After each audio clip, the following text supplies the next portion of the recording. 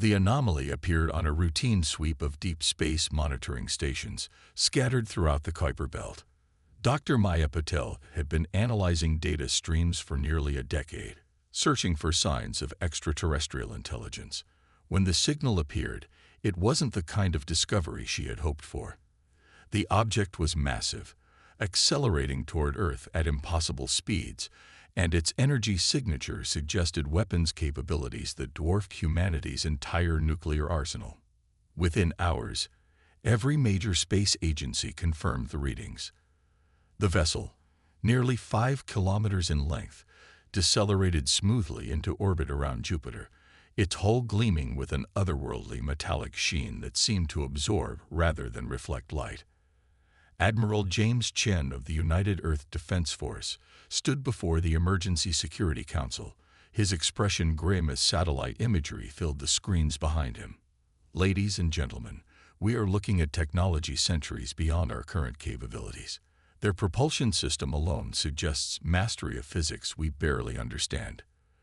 We need to decide our response, and we need to decide now." The alien transmission came exactly 3 hours later, broadcasting simultaneously across all frequencies in perfectly synthesized languages. The holographic figure that appeared in government chambers worldwide bore a vaguely humanoid shape, but its silver-scaled skin and multifaceted eyes marked it as unmistakably alien. "People of Earth, I am Supreme Commander Vexthor of the Dominion Expeditionary Force. Your world has been identified as a potential threat to galactic stability. Your rapid technological advancement and warrior culture make you unsuitable for standard integration protocols. You have 2 standard rotations of your planet to surrender your sovereignty and accept Dominion control. Resistance will result in immediate pacification. In the depths of the Mariana Trench, in a facility unknown to all but a handful of people, Director Sarah Hammond received the transmission with an expression that might have been mistaken for a smile. She turned to the assembled team of Earth's brightest minds, each chosen years ago for this exact scenario. "They're right about one thing," she said, walking toward the massive observation window that looked out into the absolute darkness of the ocean's depths. "We are a warrior culture, but they've made 3 critical mistakes. First, they assumed we'd be paralyzed by fear. Second, they thought we'd be fighting with the technology they can see." She pressed her hand against the reinforced glass, and lights began activating in sequence, illuminating something massive moving in the darkness. And third, they didn't think to look down. The next 48 hours saw the greatest mobilization in human history, but not in the way the Dominion expected. While world leaders made public statements about considering the terms of surrender, Operation Deep Strike activated. In underground bases and submarine facilities across the globe, humanity's real defense force awakened. Dr. Marcus Wong, the architect of Project Shadowfall, stood before his creation in the Mariana facility. The sleek vessel before him represented 10 years of reverse engineering from the Roswell crash, combined with humanity's unique approach to quantum mechanics. "The Dominion uses conventional shields and weapons," he explained to Director Hammond. "They never explored quantum phasing because their power systems couldn't handle the strain. But we did something different. We built our entire defensive strategy around being where they don't expect us to be."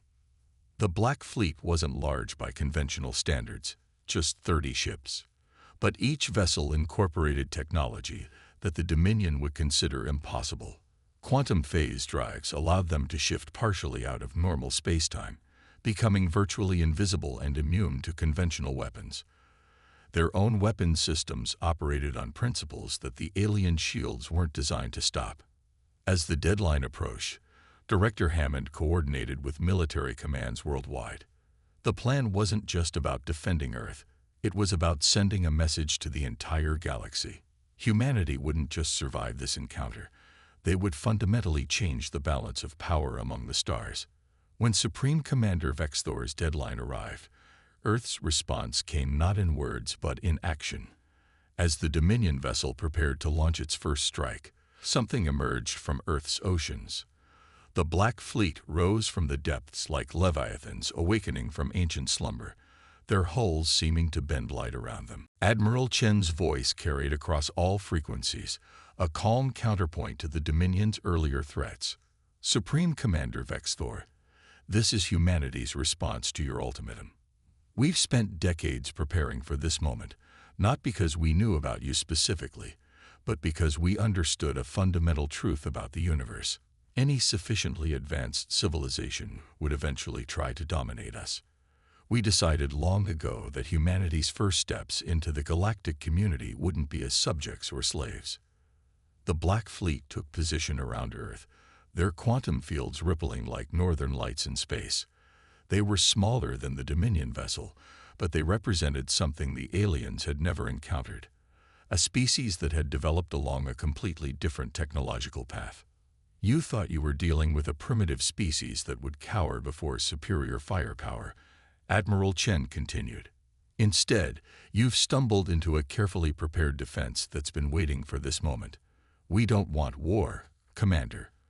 But if you force this conflict, you should know that we've spent generations preparing for it. This is your chance to withdraw and return with diplomats instead of threats. In the tense moments that followed, humanity held its breath. The Dominion ship's weapons remained charged, its commander facing a situation unprecedented in their history of conquest.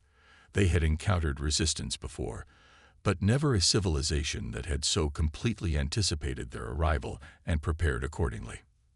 Director Hammond watched from the Mariana facility as the situation balanced on a knife's edge. The Black Fleet's capabilities were still largely untested against actual alien technology. But she knew that win or lose, the galaxy was about to learn something vital about humanity. They would never be easy prey. The next move would determine whether Earth's first official contact with alien life would end in peaceful dialogue or a battle that would reshape galactic politics forever. Either way, humanity had demonstrated that they weren't merely another primitive species waiting to be conquered. They were a force that had earned their place among the stars through ingenuity, preparation, and an unwavering determination to remain free. Supreme Commander Vexthor's response shattered the tense silence. Your deception changes nothing. The Dominion has encountered countless species who believed their secret weapons would save them. All now serve the greater glory of our empire. As he spoke, hundreds of rifts tore open in space around Earth as the main Dominion fleet arrived, their ships forming an intricate geometric pattern that had broken the will of 1,000 worlds. In the Mariana Command Center, Director Hammond watched the tactical display with steady eyes. They're deploying in the Nexus formation, she observed, just as our intelligence suggested they would. She turned to Dr. Wong, who was already inputting commands into his quantum interface. Begin Operation Shadow Protocol. The Black Fleet responded with a maneuver that defied conventional physics. Instead of attempting to match the Dominion's superior numbers, each Earth vessel activated their quantum phase drives simultaneously. The effect was immediate and stunning. The ships seemed to blur, each one splitting into multiple ghostly images that solidified into perfect duplicates. Admiral Chen's flagship, the Hyperion, led the response. Phase Mirror Protocol engaged, his tactical officer reported. Each ship has successfully generated 5 quantum duplicates. The Dominion's targeting systems won't be able to distinguish the real vessels from their phase echoes. The Dominion fleet opened fire, their energy weapons turning space into a lethal light show. But their attacks passed harmlessly through most of their targets, the quantum duplicates absorbing and dispersing the energy across multiple dimensional planes.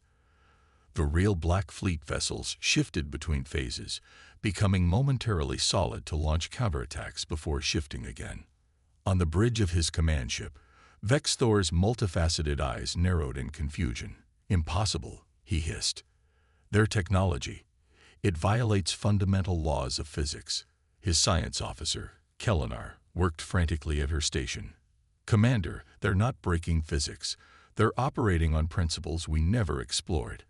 Their ships exist in a quantum superposition, making them effectively everywhere and nowhere. Vexthor finished, a new emotion creeping into his voice. For the first time in his 3 centuries of military service, he felt something alien to his species: doubt. Deep beneath the Pacific Ocean, Dr. Wong explained the situation to the assembled world leaders via quantum-encrypted channels. The Dominion built their empire on technological superiority, but they followed a linear path of development. They never considered that a younger species might approach physics from a completely different angle. Our quantum phase technology doesn't just make us hard to hit, it makes us impossible to predict. The battle unfolded like a complex dance, with the Dominion's overwhelming firepower repeatedly failing to connect with targets that refused to obey normal rules of spacetime. The Black Fleet moved through their formation like ghosts, their own weapons configured to shift into phase at the exact moment of impact, bypassing the aliens' advanced shields completely. Director Hammond received a priority communication from the Chinese deep-sea facility. Director, we're detecting massive energy buildups in the Dominion fleet. They're preparing to deploy their mass driver weapons. She nodded grimly. This too had been anticipated. Execute Phantom Protocol. The ocean's surface began to ripple worldwide as humanity revealed another layer of their defense. Massive quantum field generators, hidden beneath the waves for years, activated in sequence. A shimmering barrier of probabilistic energy enveloped the Earth, not so much stopping incoming fire as causing it to exist in states where it had already missed. In orbit, the battle reached a crescendo. The Dominion's attempts to adapt were met with yet another surprise. The Black Fleet's artificial intelligence systems were quantum-based, allowing them to calculate and respond to threats across multiple probability states simultaneously. Every countermeasure the aliens deployed was met with a response that seemed to have been planned years in advance. Admiral Chen opened a channel to all Earth forces. Phase 2 begins now. Squad leaders, execute precision jumps on my mark. The Black Fleet's quantum drives spooled up to full power, and in a maneuver that would have been impossible with conventional technology, each vessel calculated a precise quantum tunneling solution through spacetime. The Dominion fleet's formation was suddenly compromised as Earth ships appeared inside their defensive screen, having bypassed their outer defenses completely. The aliens' rigid military doctrine, evolved over millennia of successful conquest, proved inadequate against an enemy that simply refused to fight according to their rules. You didn't just find us. Director Hammond transmitted to Vexthor's command ship. You didn't discover Earth by accident. We've been watching the Dominion for decades, gathering intelligence through quantum probability scanning. Every move you're making, we've already simulated and countered 1,000 times. This isn't a battle. It's a demonstration. In his command chair, Vexthor received increasingly desperate reports from his fleet. A third of his ships had already been disabled by weapons that struck them from dimensional angles their shields couldn't account for. His vaunted armada, terror of 100 star systems, was being systematically dismantled by a species that had yet to establish their first colony beyond their home planet. But the true shock came when his science officer made a startling discovery. "Commander," Kelnar reported, her voice shaking, "I've analyzed their technology further. These quantum phase drives, they're not just weapons. If my calculations are correct, they could be used for instantaneous travel anywhere in the galaxy. They've had faster-than-light technology all along. They just developed it along a completely different path than we did." The revelation hit Vexthor like a physical blow. The Dominion had assumed they were dealing with a primitive species that needed to be contained before they became a threat. Instead, they had stumbled into a carefully laid trap by a civilization that had already solved the fundamental problems of space travel. They had simply chosen to perfect their technology in secret before revealing themselves to the galaxy. As the Dominion fleet reeled from Earth's defensive display, Director Hammond convened an emergency meeting in the Mariana Facility's Strategic Command Center. Holographic representations of military and scientific leaders from around the world flickered to life around the quantum-secure conference table. The Dominion will regroup and adapt. Admiral Chen's projection stated firmly, "We've surprised them, but their empire didn't survive for millennia by being inflexible. Our intelligence suggests they're already calling for reinforcements from their core systems. Dr. Wong manipulated a holographic display, showing the quantum probability maps of Dominion space. We've detected massive fleet movements here, and here. He indicated various points across the galactic arm. They're mobilizing for a full-scale invasion. Our victory today was significant, but it was against a single expeditionary force. Director Hammond stood, her expression resolute. Then we execute Phase 3 ahead of schedule. Operation Stormbreaker begins now. She turned to Dr. Maya Patel, who had been quietly analyzing data streams since the battle began. Doctor, you have the floor. Dr. Patel's hands danced across her quantum interface. During the engagement, we weren't just defending. We were gathering data. Every weapon they fired, every shield frequency they used, every communication they transmitted, our quantum sensors mapped it all. But more importantly, we've identified something extraordinary. The holographic display shifted to show an intricate network of energy signatures spreading across the galaxy. The Dominion's faster-than-light communication network. Their entire empire depends on it. In high orbit, the Black Fleet regrouped, their quantum fields rippling with new patterns as they received updated mission parameters. The ships began moving in perfect synchronization, their quantum drives spooling up for something far more ambitious than local defense. Admiral Chen addressed his fleet commanders. What we're about to attempt has never been done before. Our quantum phase technology doesn't just let us shift through space. It lets us exist in multiple points in space-time simultaneously. Dr. Wong's team has calculated a way to use this for a coordinated strike across the entire Dominion command and control network. In the Mariana facility, Dr. Wong explained further. The Dominion built their empire on the assumption that distance equals time. Their ships are fast, but they still have to cross physical space. Their communications, while faster than light, still follow predictable paths through space-time. We're about to show them why that assumption is outdated. The Black Fleet split into 5 task forces, each ship's quantum signature becoming increasingly complex. Dr. Patel monitored the energy readings with growing excitement. The quantum entanglement is stable. All ships are synchronized across probability states. Director Hammond gave the order. Execute Stormbreaker. What happened next would be studied by alien civilizations for centuries to come. The Black Fleet didn't just jump to different locations. They executed what Dr. Wong had termed a quantum probability cascade. Each task force appeared simultaneously at multiple critical points across the Dominion's communication network, existing in a superposition state that allowed them to be effectively present at dozens of locations at once.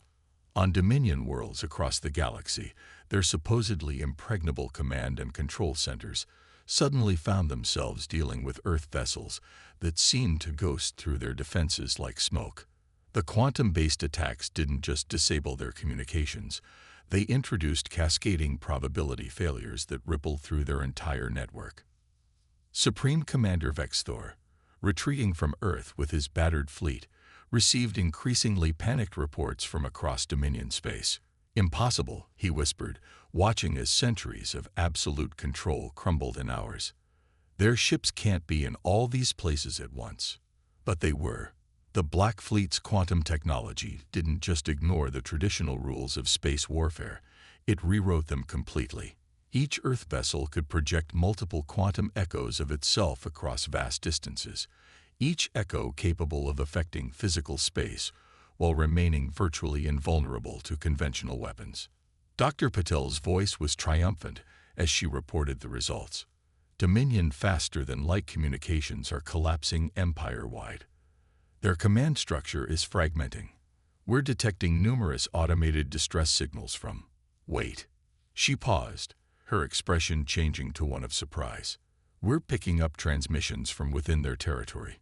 Not Dominion frequencies. These are coming from other species.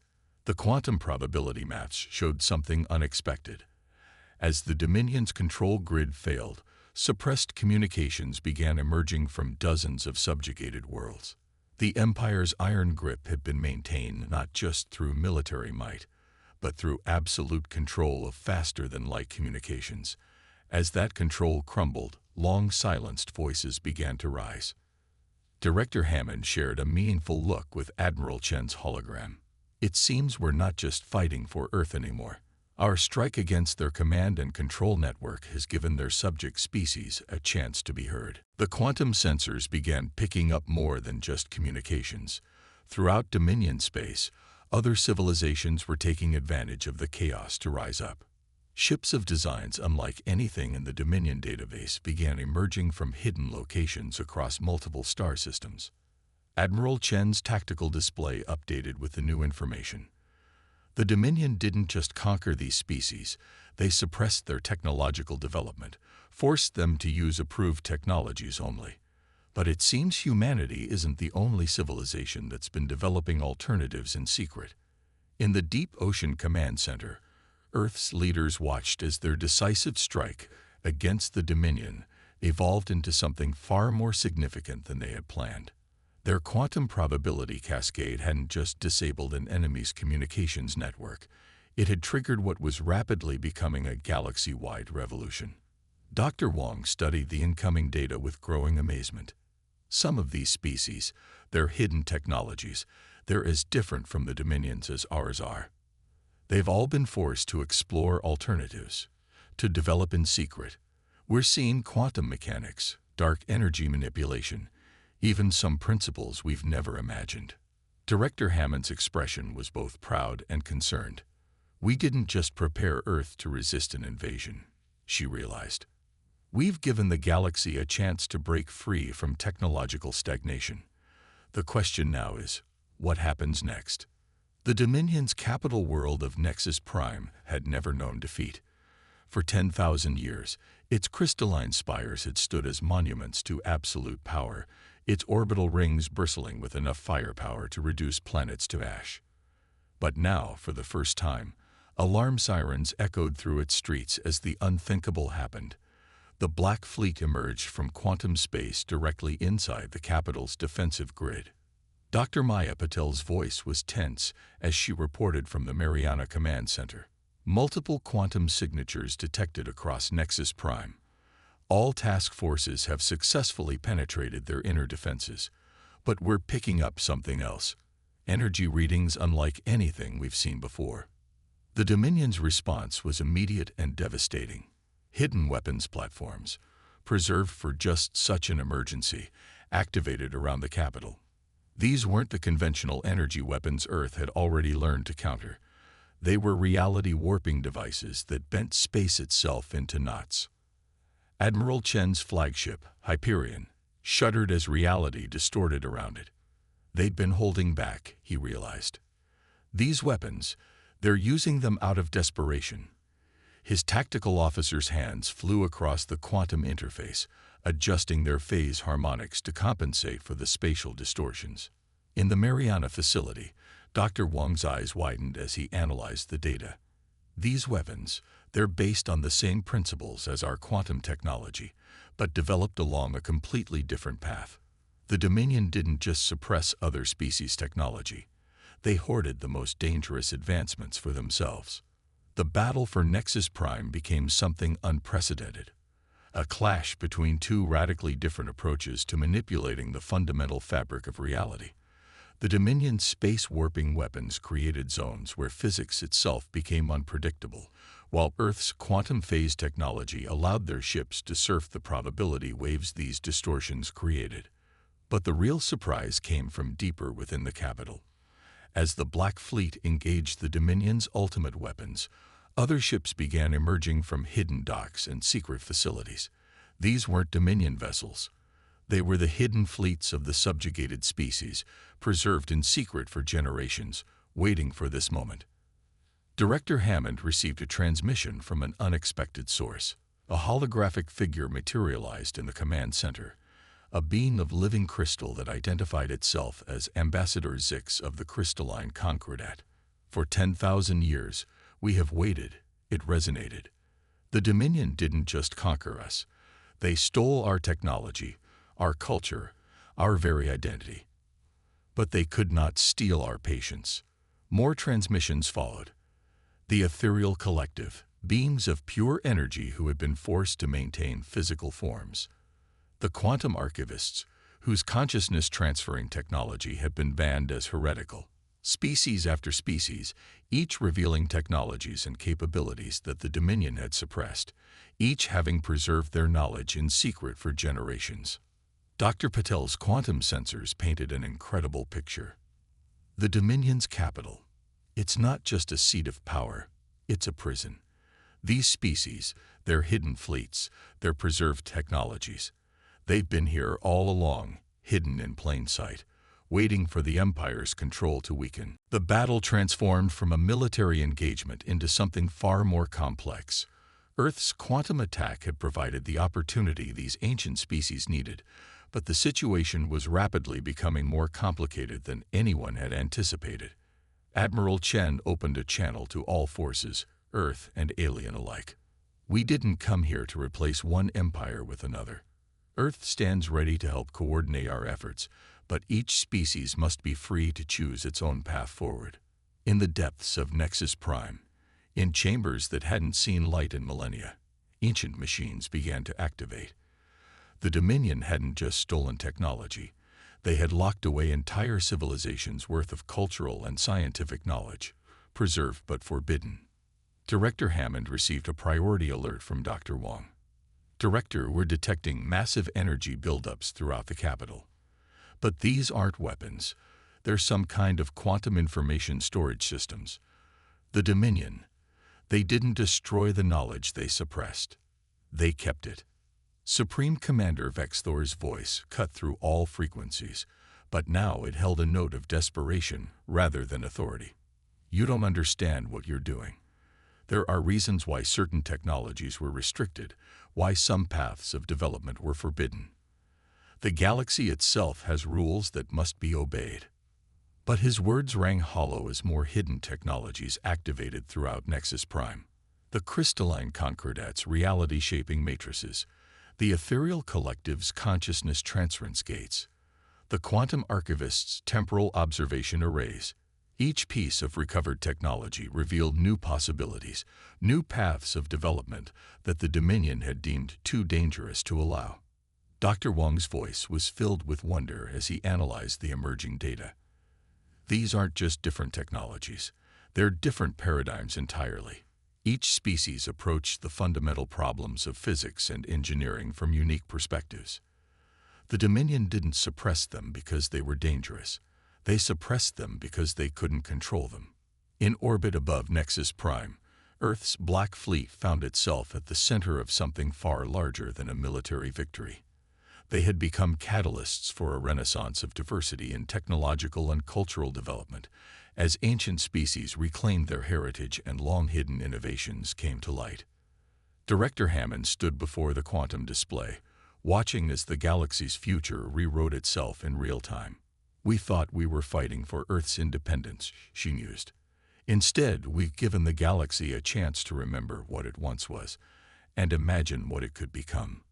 In the chaos surrounding Nexus Prime, as ancient technologies awakened and long-suppressed civilizations emerged from hiding, humanity faced its greatest challenge yet. Not a battle for survival, but a test of wisdom. The power to reshape the galaxy lay within reach, but the real question was, what should be done with it? Director Hammond stood in the Mariana Command Center, surrounded by holographic representations of both Earth's leaders and representatives from dozens of newly liberated species. The crystalline Concordat's ambassador glowed with inner light as it spoke. The Dominion's fall has created a power vacuum. Traditional logic would suggest that Earth, as the catalyst of this change, should assume leadership. Admiral Chen's hologram shook his head. That's exactly what we must avoid. Earth didn't fight this battle to become the new Dominion. We fought it because every species deserves the right to chart its own course. The quantum sensors suddenly lit up with urgent warnings. Dr. Patel's fingers flew across her interface as she reported, multiple quantum anomalies detected. The Dominion's suppressed technologies. They're becoming unstable. The different technological paradigms are creating interference patterns in the fabric of space-time. Dr. Wong's analysis confirmed their worst fears. The Dominion didn't just keep these technologies separate because of politics. Different approaches to manipulating reality, quantum physics, space-time distortion, consciousness transfer, energy-matter transformation. They're all trying to assert themselves simultaneously. The result could tear the galaxy apart. Supreme Commander Vexthor's voice carried unexpected wisdom as he addressed the assembled representatives. Now you understand. This was the truth we discovered millennia ago. Power without unity leads to chaos. That's why we enforced technological conformity, not out of cruelty, but necessity. But Dr. Maya Patel had been working on something else entirely. As the quantum distortions threatened to cascade out of control, she revealed what she'd discovered during Earth's first contact with the Dominion. There's another way. Our quantum phase technology doesn't just let us exist in multiple states, it lets us harmonize different states of reality. Director Hammond turned to Dr. Wong.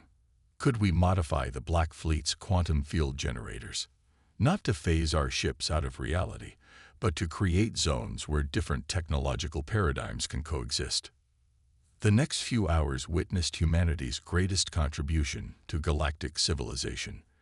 The Black Fleet, originally designed for war, was repurposed for harmony. Each ship's quantum field generators were recalibrated to create stability zones, regions where different approaches to physics could operate without interference. The ethereal collective's energy beings worked alongside human quantum physicists. The crystalline Concordats reality shapers collaborated with Earth's engineers. The quantum archivists shared their vast knowledge of consciousness and time. Together, they developed something unprecedented, a framework for technological cooperation rather than conformity. Admiral Chen watched from the Hyperion's bridge as the stability fields expanded across Nexus Prime. We're not just preventing a catastrophe, he realized. We're creating a template for the future. Different technologies, different species, different approaches to understanding the universe, all working in harmony. In the Mariana facility, Director Hammond addressed the assembled representatives of Earth's governments. The Dominion's greatest mistake wasn't seeking order. It was believing that order required uniformity. They saw diversity as a threat to stability. We're proving that diversity, properly harmonized, creates a stronger, more resilient civilization than conformity ever could. The quantum stability network spread across Nexus Prime, then to neighboring systems. Wherever it reached, long-suppressed technologies could safely reactivate. Ancient knowledge could be reclaimed. Each species could develop along its own path while contributing to the greater whole. Supreme Commander Vexthor, watching from his secured chamber, finally understood. We sought to impose order through control, he mused. You've achieved it through cooperation. Perhaps that is why your solution succeeds where ours failed. 1 month after Earth's first contact with the Dominion, representatives from over 1,000 species gathered in a vast chamber deep within Nexus Prime. The meeting wasn't to establish a new empire or elect a supreme leader. Instead, they came together to sign the Quantum Accord, a framework for technological cooperation that would allow every civilization to develop its own unique capabilities while maintaining universal stability. Dr. Wong stood before the assembled representatives, explaining the technical foundation of their new era. The quantum stability network doesn't suppress or control. It creates harmony between different approaches to manipulating reality. It's a framework that grows stronger with diversity, more stable with each new technological paradigm it incorporates. Director Hammond's closing speech to the assembly captured the spirit of humanity's contribution to the galaxy. We came to defend Earth, but we found something greater, a way to preserve independence while fostering cooperation. The galaxy doesn't need a supreme authority. It needs a framework where different paths can coexist and enrich each other. The Black Fleet remained, transformed from weapons of war into guardians of diversity. Their quantum fields no longer hid them from enemy weapons, but instead maintained the stability that allowed 1,000 different technologies to flourish side by side. Admiral Chen returned to Earth orbit, watching his homeworld from the Hyperion's observation deck. "We thought we were preparing for war," he reflected. "Instead, we were preparing to teach the galaxy a lesson it had forgotten. That true strength lies not in imposing one way of thinking, but in finding ways for many thoughts to coexist." In the depths of the Mariana facility, Dr. Paddle continued to monitor the quantum stability network as it spread across the galaxy. Each day brought new discoveries as ancient technologies reactivated and new innovations emerged. The galaxy was entering an unprecedented age of diversity and discovery, proving that humanity's greatest contribution wasn't their technology. It was their understanding that different paths could lead to the same stars.